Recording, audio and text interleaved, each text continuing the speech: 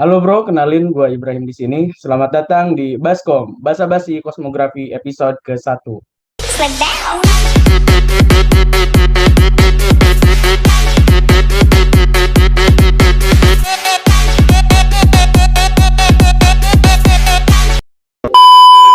Oke bro, di sini gue mau ngobrol, mau diskusi tentang kosmografi. Lebih tepatnya sih, dan lebih detailnya gue mau ngobrolin tentang ilmuwan-ilmuwan Islam di bidang astronomi nih. Tapi tunggu dulu, di sini gue nggak sendirian, tenang aja teman-teman. Di sini gue ditemenin sama teman-teman seperjuangan gue dan biar lu semua nggak penasaran terus, kira-kira temen gue siapa-siapa aja gitu yang bisa ngebantuin gue di sini sekarang.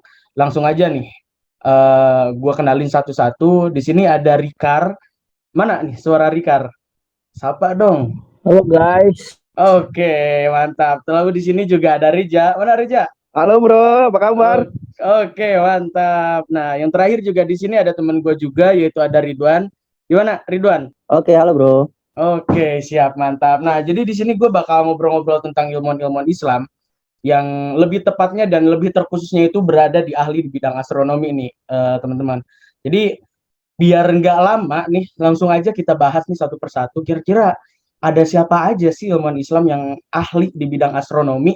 Pasti lulu pada juga, ya sebagian ada yang udah tahu dan sebagian juga ada yang belum tahu. Nah, buat lulu pada yang belum tahu, kira-kira siapa aja astronomi Islam bisa lu pada simak di sini. Oke, yang pertama di sini siapa dulu nih yang mau nyampein, yang mau ngejelasin dulu. Kira-kira ilmuwan-ilmuwan Islam itu di bidang astronomi ada siapa aja nih? Oke, gue dulu ya bro ya nih. Nih, gue Gas. pengen ketahui nih. Kalau sebenarnya bidang astronomi itu tuh salah satu ilmu tertua nih bro, yang perlu diteliti keberadaannya sampai saat ini. Nih, bahkan sejarah mencatat kalau astronomi ini tuh tidak dipelajari sejak zaman Babilonia, Mesir maupun Cina. Bahkan setelah runtuhnya kebudayaan Yunani kuno dan Romawi, sebelum pada akhirnya perkembangan astronomi berpindah pada bangsa Arab. Nah, di sini nih yang jadi poin utama pembahasan kita nih. Setelah bidang astronomi ini dipegang bangsa Arab, bidang astronomi ini berkembang sangat pesat nih bro, terutama saat masa kerajaan Islam sekira tahun tahun 8 hingga tahun 15 Masehi. Kayak gitu bro. Widih, mantep juga ya. Berarti nggak heran ya kok kalau ternyata dulu banyak banget ilmuwan-ilmuwan Islam yang muncul dan mempelajari khususnya ilmu astronomi. Nah, bener banget kan Pak. Nah, oke, berarti banyak banget nih ternyata kalau astronomi, ahli-ahli astronomi di Islam itu pas zaman dulu yang hebat-hebat nih. Oke, kita langsung aja kali ya. Di sini ada teman kita juga nih yang kayaknya udah gatel banget nih mulutnya nih. Pengen nyampein ke kita tentang ilmuwan ilmuwan Islam itu ada siapa aja sih gitu. Nah, mungkin kita simak aja kali ya. Ridwan gimana? Kayaknya ada yang mau ditambahin nih. Iya lah tahu aja. Oke Yeah, bro, langsung gas. langsung aja ya. Berikut beberapa ilmuwan atau astronom Islam yang mempunyai peran penting nih bro nih dalam perkembangan ilmu astronomi di dunia. Siapa aja nih? Nih berikut nih daftarnya nih. Yang pertama itu ada Al-Farghani, yaitu kisaran tahun 805 sampai 880 Masehi. Nah, Al-Fagrani ini sebenarnya kalau di ibarat itu lebih dikenalnya dengan nama Al-Fragnus, bro. Dia merupakan seorang astronom muslim yang berasal dari Persia. Dan Al-Fagrani ini astronom yang sangat terkenal di abad ke-9 nih, bro. Karena jadi perintis ilmu astronomi modern pada saat itu. Nah, pada tahun 829 Masehi, Al-Farghani bahkan ngelakuin penelitian yang didirikan oleh seorang khalifah Al-Ma'mum yang terdapat di Baghdad. Nah, dengan peralatan yang mendukung dan modern saat itu, Al-Farghani berusaha buat tahu diameter bumi, jarak, dan juga diameter dari beberapa planet yang ada di sekitar bumi loh, bro. Gila nggak tuh, bro? Walah, makanya nggak heran ya Pak kalau rasa pengetahuan yang dimiliki sama beliau tuh gede banget. Yes, Bener banget. Bahkan kalau lo pengen tahu nih, beliau bergabung dalam proyek pengukuran dari derajat garis lintang bumi, bro. Selain itu, dia juga berhasil menjabarkan jarak serta diameter dari beberapa planet yang merupakan suatu pencapaian luar biasa saat itu.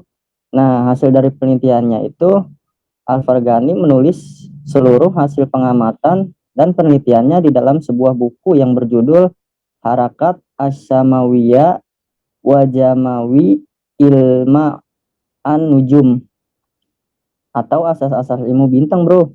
Nah, dan yang harus lo tahu adalah bahwa buku tersebut bahkan jadi salah satu buku yang berpengaruh bagi dunia astronomi di Eropa.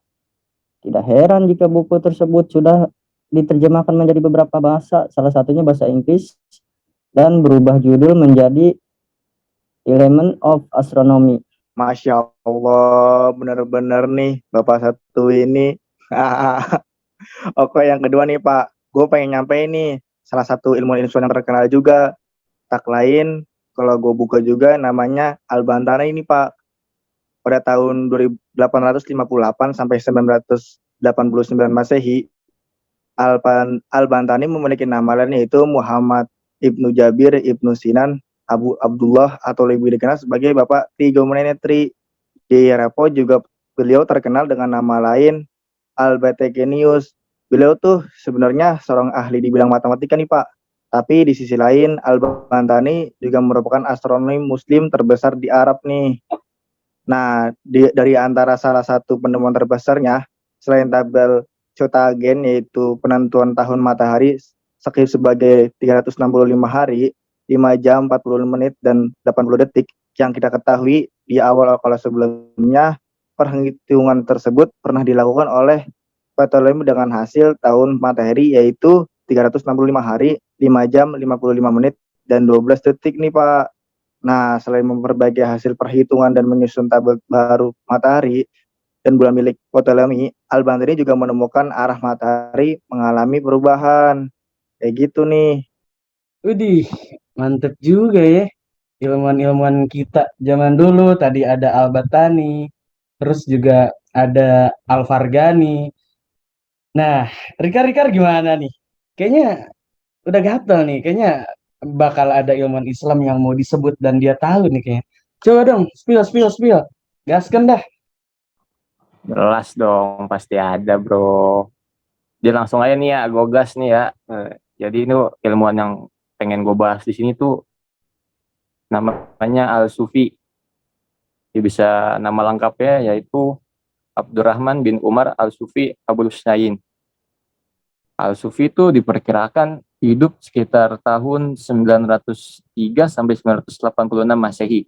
Beliau tuh seorang penerjemah dari karya-karya astronom Yunani yaitu Almages yang dibuat oleh Ptolemaios.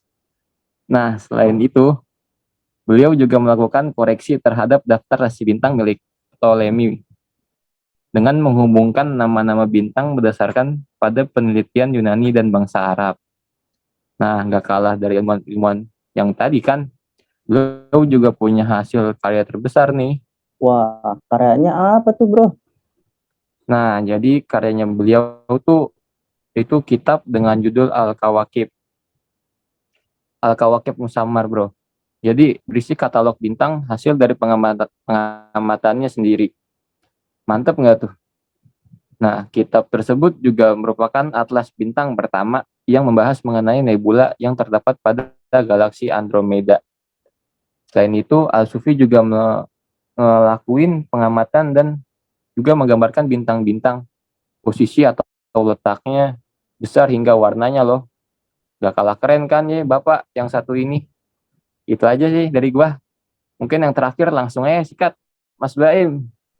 Alik, siap, mantap nih kayaknya ilmuwan-ilmuwannya. Oke, di sini gue mau nyampein juga nih ilmuwan Islam terkenal, ya terutamanya di bidang astronomi yang tadi kita omongin ya, dan gak kalah keren juga dari apa yang tadi disampaikan sama dulu pada. Beliau adalah Bapak Al-Biruni yang terkenal dan hidup di sekitar tahun 937 sampai 1050 Masehi. Astronom satu ini sebenarnya cukup terkenal di masa Renaissance, bro. Dan beliau juga nggak cuma terkenal, tapi beliau juga yang mengungkapkan bahwa bumi itu berputar pada porosnya. Seperti yang kita ketahui kalau banyak ilmuwan dulu berspekulasi bahwa bumi itu sebagai poros gitu loh. Nah, kalau di sini Al-Batani, maaf, bukan Al-Batani, Al-Biruni. Al-Biruni itu menyampaikan bahwa bumi itu berputar pada porosnya. Nah, di zaman tersebut pula lah sebenarnya Al-Biruni juga memperkirakan ukuran planet dari planet bumi serta memperbaiki arah dari kota Mekah berdasarkan perhitungan saintik dari segala arah di berbagai tempat, bro. Gak capek apa beliau ya? Ngukur dari segala arah di berbagai tempat. Gile, Masya Allah banget dah Bapak satu ini. Gak kalah sama yang lain sebenarnya. Nah, terus juga sebenarnya Al-Biruni itu udah ngelakuin berbagai macam perhitungan terkait dengan astronomi, Pak. Seperti menghitung garis lintang kat, Khwarazm dengan metode altitude maksimal matahari. Terus juga membuat proyeksi peta kartografi nih. Yang kita pelajari nih sebagai mahasiswa geografi, kita belajar peta kartografi. Nah, proyeksi petanya itu dibuat sama yang pertama itu sama Al-Biruni. Kayak gitu. Nah, termasuk proyeksi peta kartografi belahan bumi di bidang datar dan penelitian mengenai radius bumi pada 6.339,6 km, Pak. Oke, Pak. Jadi inti dari semua podcast kita sebenarnya banyak banget nih ilmuwan-ilmuwan Islam yang terkenal nih, Pak. Terkhususnya di bidang-bidang astronomi. Bahkan yang gue dengar tadi pun ilmuwan-ilmuwan itu nggak hanya jago di bidang astronomi juga, tapi ada yang ahli di matematika maupun sebagainya gitu. Yes, betul banget, bro. Dan bahkan sebenarnya masih banyak banget sih ilmuwan di bidang astronomi yang belum kita sebutin nih. Tapi ya karena durasi nih, jadi bentar lagi kita pamit nih kan. Nah, kalau lu semua pengen lebih tahu tentang ilmuwan-ilmuwan Islam di bidang astronomi, itu siapa aja, googling aja dah semuanya. Banyak dah ilmuwan-ilmuwan Islam di bidang astronomi. Kayak gitu tuh. Atau mau diskusi bareng aja nih sama abang-abang di sini juga ayo. Abang tunggu deh di kosan. Di kampus, Deng. Oke, gila. Ngajak ke kosan nggak tuh kampus aja, kawan. Nggak usah ke kosan-kosan. Oke, teman-teman. Itu aja sebenarnya yang bisa kita bagi mengenai perihal ilmuwan Islam di bidang astronomi. Gue dan teman-teman sebenarnya mohon maaf apabila ada kesalahan dalam kata dan bersikap di obrolan kali ini. Semoga di episode selanjutnya kita bisa mengobrol lebih banyak lagi dan bukan hanya tentang ilmuwan, tapi kita bakal berbicara tentang kosmografi lebih luas lagi nih teman-teman. Oke, kita pamit undur diri. Jangan lupa apa nih, kawan-kawan? Nah, jangan lupa like, share, dan apa? Komen and subscribe, bro. Alik, Yoi, mantap. jangan lupa di subscribe, bro. Subscribe, jangan lupa like, komen, dan subscribe. Oke, itu aja paling dari kita di bincang baskom ataupun basa-basi kosmografi. Itu aja. Terima kasih. Billahi bisabil haq, fastabiqul khairat. Assalamualaikum warahmatullahi wabarakatuh. Waalaikumsalam.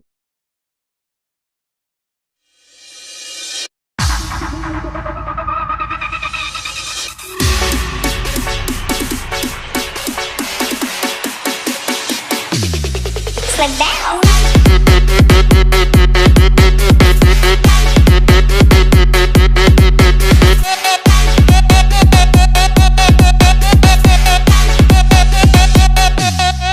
Like that.